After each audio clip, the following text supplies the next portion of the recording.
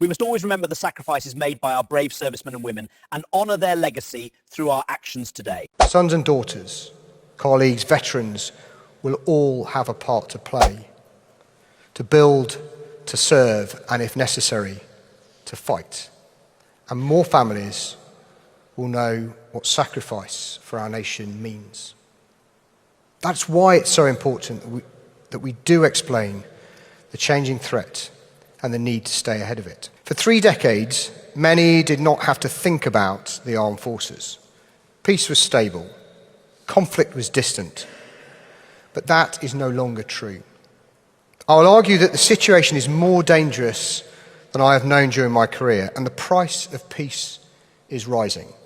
The Chief of the Defense Staff said it is important to be honest with families and households across the UK about what it means to be prepared for an array of real physical threats. UK's sons and daughters must be ready. Serving up a somber reality check, Air Chief Marshal Knighton said he agreed with his French counterpart, General Fabien Mandin, who said last month that France must be ready for the possibility of losing its children in a potential war with Russia. But it does mean preparation has become policy. From Moscow's point of view, NATO troops near Russian borders feel like encirclement. British intelligence activity is seen as provocation. Western military drills resemble rehearsal, not defense. Russia has responded with large-scale military exercises, nuclear rhetoric, mostly deterrence-based, stronger alliances with China and Iran. Russia's message is clear. We will not retreat further. Let's look at the real indicators analysts are watching. Military exercises increasing.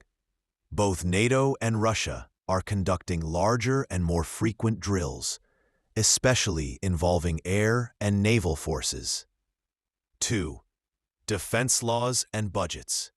European countries, including Britain, are passing long-term military funding plans, suggesting preparation for sustained tension. 3.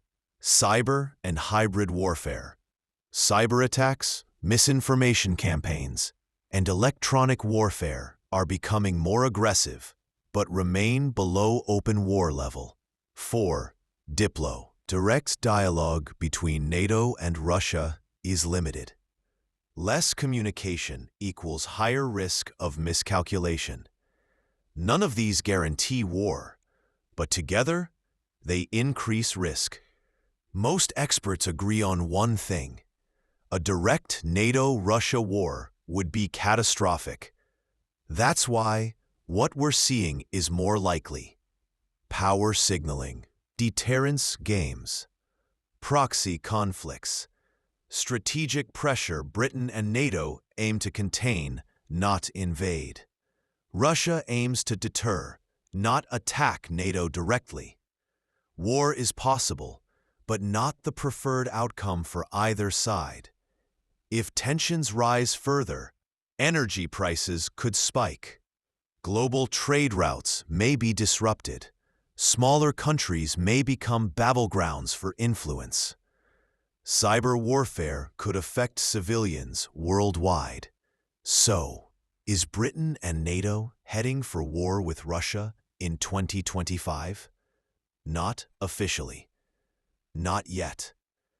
But the warning signs demand attention. History teaches us that wars often begin not with decisions, but with miscalculations. The world is watching, and the next move matters more than ever.